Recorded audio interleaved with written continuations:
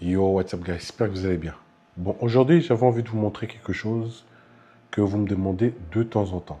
C'est pas vraiment what's in my bag, parce que le but, c'est pas de vous montrer ce que je possède, parce que j'ai bien trop de choses à vous montrer. Au contraire, si je fais cette vidéo, c'est surtout parce que, avec les années, je me suis rendu compte d'un truc. Plus j'achetais du matériel, plus je me compliquais ma façon de travailler. Et franchement, ça devenait pénible. Et j'avais toujours l'impression qu'il me manquait quelque chose, un objectif, un accessoire. Et au final, je passais plus de temps à réfléchir à quoi prendre qu'à créer. Aujourd'hui, c'est complètement l'inverse. J'essaye vraiment de me simplifier énormément au niveau de ce qu'il y a dans mon sac.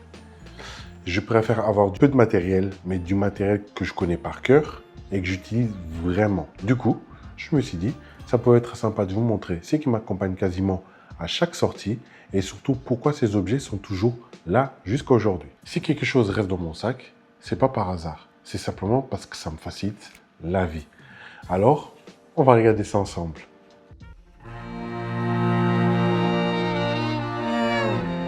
Je vais commencer par les appareils. Clairement, celui que j'utilise le plus aujourd'hui, c'est mon FX30. Toutes mes vidéos YouTube, ou presque, sont tournées avec lui. Avec le temps, je connais tellement bien que je ne réfléchis même plus au réglage. Je sais ce qu'il est capable de faire, je connais ses limites, et ça me permet justement de rester concentré. C'est ce qui m'intéresse vraiment. À côté de ça, il y a mon RX1R, qui est justement ici. Celui-là, c'est complètement différent. Je le prends surtout quand j'ai envie de faire de la photo pour moi, la photo de rue, de sortir sans me prendre la tête. Ce n'est pas un appareil qui me donne juste envie de marcher, justement ça me donne envie de prendre des photos. Puis il y a également mon iPhone 17 Pro. Franchement aujourd'hui je filme de plus en plus avec lui et surtout avec l'application Blackmagic. Il y a des situations où sortir une grosse caméra n'a pas vraiment de sens alors que le téléphone est déjà dans ta poche. Et c'est justement ça que j'aime. Utiliser le bon outil au bon moment, pas forcément le plus gros.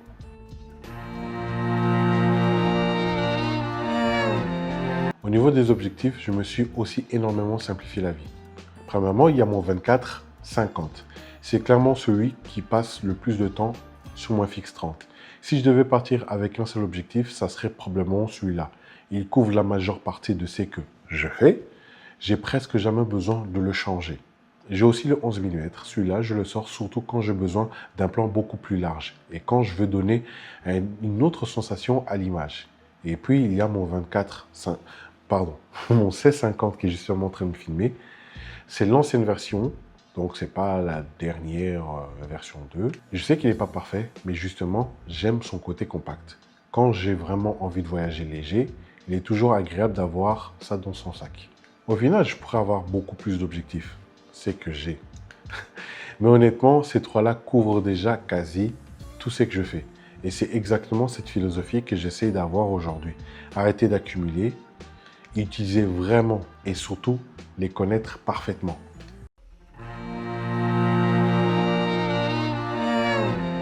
Il y a très peu de temps, je me suis rendu compte d'un truc. Ce n'est pas forcément les appareils qui me font gagner plus de temps. Souvent, ce sont les petits accessoires auxquels on ne pense même pas en fait. Par exemple, quand je filme avec mon iPhone, j'utilise l'application Blackmagic Camera. Et pour ça, j'ai toujours mon SSD à l'arrière du téléphone. Au lieu de remplir complètement la mémoire de mon téléphone, tout est enregistré directement dessus. Et franchement, ça simplifie énormément la vie. Quand je rentre et que je branche mon SSD, tout est directement sur l'ordinateur. Je commence directement à travailler sans passer du temps à transférer via WeTransfer ou patati ou patata, ce qui prend énormément de temps et c'est un vrai casse-tête. Et forcément, qui dit iPhone, dit aussi des filtres. Et là, j'ai la marque Smallery qui est plutôt pas mal en fait. J'adore. J'ai toujours la petite pochette avec les filtres dans ma poche. Je ne les utilise pas à chaque fois, mais dès que je filme en extérieur et j'ai envie d'avoir justement un effet beaucoup plus doux, je suis content de les avoir. Ça prend très peu de place dans mon sac et pourtant, ça change complètement le rendu de mon image. Toujours dans cette idée de gagner du temps, j'ai aussi mon lecteur de cartes Upgreen.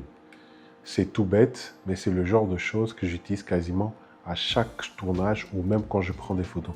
Je préfère avoir un lecteur de cartes fiable qui est toujours dans mon sac plutôt que de devoir chercher un à la maison à chaque fois. J'ai aussi ma petite boîte JGC pour les cartes mémoire. Ça peut paraître complètement banal, mais avant, les cartes finissaient parfois au fond d'une poche ou d'un compartiment. Maintenant, je sais exactement où elles sont. Je prends une carte, je la remets à la place et je ne me pose plus de questions. Évidemment, les batteries. Je pars toujours avec plusieurs batteries, que ce soit pour mon FX30 comme pour mon IRX1R. Je préfère largement revenir avec une batterie que je n'ai pas utilisée que me retrouver en plein milieu d'un tournage ou d'un shooting et regarder les pourcentages descendre en me demandant si ça va tenir jusqu'à la fin. Il y a aussi ces petites pochettes où je range mes filtres. C'est pas forcément le plus impressionnant, mais ça m'évite que mes filtres se baladent un peu partout et qu'ils finissent par se casser. Celui-ci, c'est la marque Light Do que j'ai trouvé sur Amazon. En fait, celle-ci, j'ai surtout apprécié. Pourquoi? Parce qu'en fait, il y a ce petit scratch ici à l'arrière qui me permet justement, si je suis en plein tournage et que j'ai envie d'avoir mes filtres à portée de main, par exemple, je peux l'accrocher au niveau de la ceinture. Et c'est plutôt cool. Ces accessoires sont simples. Ce ne sont pas eux qui vont rendre mes images meilleures. Par contre, elles rendent mes journées beaucoup plus simples et ça vaut presque autant que le matériel lui-même.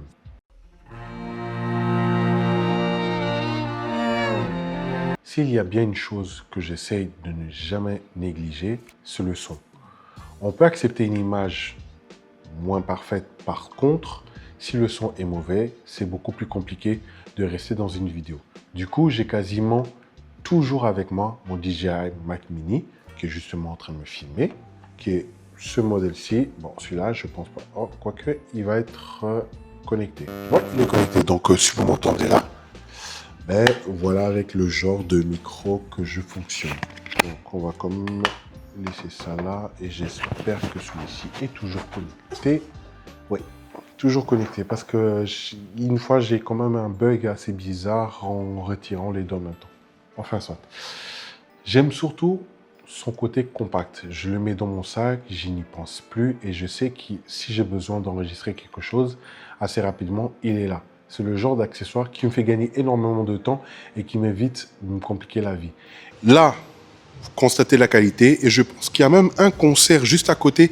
Vous allez me dire si vous entendez le bruit de fond ou pas parce que je sais qu'il a également un coupe, je ne sais plus comment on dit encore en français, comme le noise cancelling. Voilà, le noise cancelling. C'est un type de noise cancelling qui est plutôt pas mal. Le volume, génial. Moi, j'ai toujours kiffé. Après, maintenant, je suis toujours en train de m'adapter parce que côté micro, ça n'a jamais été mon fort. On continue toujours à travailler dessus pour avoir la meilleure qualité possible.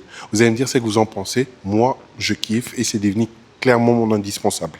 J'ai aussi mon micro Shotgun de la marque Rode. Après, je vous avoue, je ne connais plus le modèle, mais je vous mettrai ça là, soit là. Je n'utilise pas dans toutes les situations, mais dès que j'ai envie d'enregistrer une ambiance ou que je préfère garder le micro relié directement à ma caméra pour éviter les problèmes de batterie, c'est celui-là que je prends.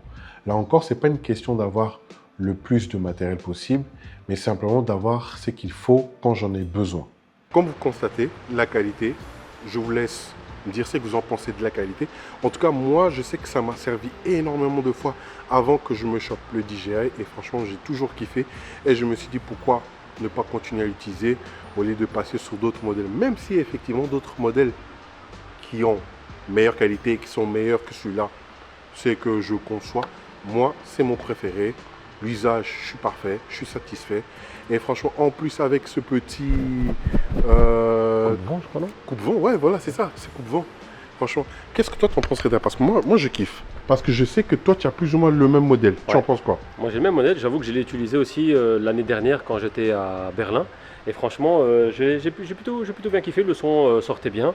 Il est, je crois, monodirectionnel, si je me trompe pas. C'est ça. Donc, du coup, quand on parle face caméra dans les vlogs, ça passe bien. Et là, le rendu, comme il écoute là maintenant, comme tu as dit, ça doit passer bien. Donc, non, franchement, je suis aussi satisfait que toi. Voilà. Et autre chose que j'ai toujours dans mon sac dès que j'ai un problème et qu'il est vraiment indispensable pour moi, ce sont mes écouteurs filaires. Alors là, ça peut paraître bête, mais aujourd'hui, ils m'ont déjà dépanné plusieurs fois. Quand je veux vérifier rapidement le son et savoir s'il est bon et savoir si j'ai pas de parasites, franchement, c'est la meilleure méthode. Je les branche directement, je vois, je fixe le souci. Et franchement, c'est un gain de temps. Moi, c'est un indispensable. Et une autre chose que je n'ai pas, je viens de m'en souvenir en parlant de ça, ce sont mes sangles Peak Design.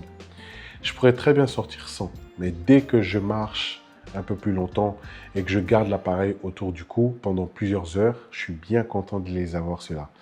C'est le genre d'accessoire auquel on ne pense pas forcément, mais qui rend une journée beaucoup plus confortable. Et franchement, ça, merci. Et puis, s'il y a quelque chose qui n'a rien à voir avec la technologie, mais que pour moi, en parlant d'indispensable, ça l'est, c'est mon carnet. Franchement, il me suit presque partout. Quand j'ai une idée qui me vient en tête sans prévenir, une idée sur la photo, sur la vidéo, que j'aimerais faire, un projet, et parfois même juste une phrase, si je ne l'écris pas, il y a des grandes chances que je l'oublie quelques heures après, tout simplement. En fait, je ne vais même pas attendre 2-3 jours, je l'ai complètement oublié les heures qui suivent. Et c'est pas du tout agréable. Du coup, j'aime bien garder ce carnet avec moi. Ça m'évite de me dire, je m'en souviendrai, parce que, soyons honnêtes, la plupart du temps, on s'en souvient clairement pas. Et au final, tous ces objets ont un point commun. Ils ne sont pas là pour faire joli dans mon sac, ils sont là parce qu'ils me servent vraiment. Et c'est devenu un peu ma façon de choisir mon matériel. Si un objet m'est pas utile, régulièrement, il finit par rester à la maison.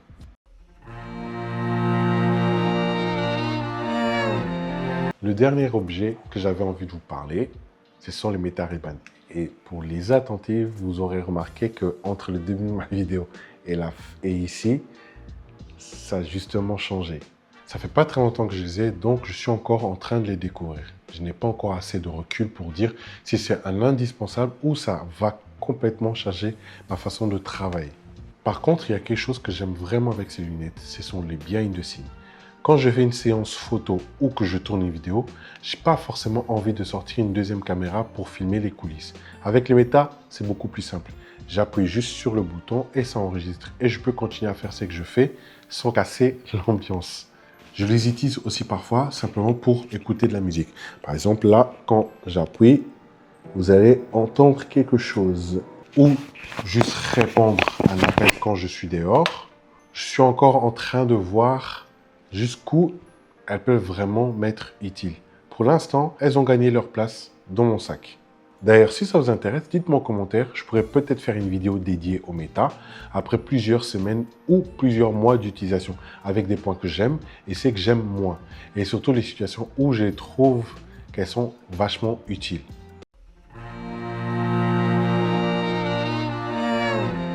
Si vous devez retenir une chose de cette vidéo, ce n'est pas forcément le matériel que j'utilise, mais c'est surtout la manière dont je les ai choisis. Aujourd'hui, je n'ai plus envie d'avoir un sac rempli juste pour être rempli. J'ai envie que chaque objet ait une vraie utilité. Et si quelque chose doit rester dans mon sac pendant plusieurs mois, c'est que ça m'aide réellement quand je crée. Et si je me rends compte que je n'utilise jamais, il finit tout simplement à rester à la maison. Je trouve qu'on a vite tendance, surtout quand on aime la photo ou la vidéo, à penser à la prochaine chose qu'on va acheter. Et surtout si ça va changer quelque chose. Avec le temps, je me suis rendu compte que ce qui fait vraiment la différence, c'est de connaître son matériel par cœur. Quand on n'a plus besoin de réfléchir à quel objectif prendre, à quel bouton appuyer ou à quel accessoire utiliser, on passe beaucoup plus de temps à créer qu'à préparer. Et finalement, c'est exactement ce que je recherchais aujourd'hui. Moins me poser des questions, profiter davantage du moment et me concentrer sur les images plutôt que sur le matériel. J'espère que cette petite vidéo vous aura plu. Maintenant, j'ai une question simple pour vous. C'est quoi l'objet qui vous quitte jamais? Celui que vous prenez à chaque sortie sans même y réfléchir? Je suis vraiment curieux de lire vos réponses en commentaire. Si la vidéo vous a plu, pensez à laisser un petit like, à vous abonner si ce n'est pas encore le cas. Et merci encore d'avoir regardé cette vidéo. Et comme toujours, peace!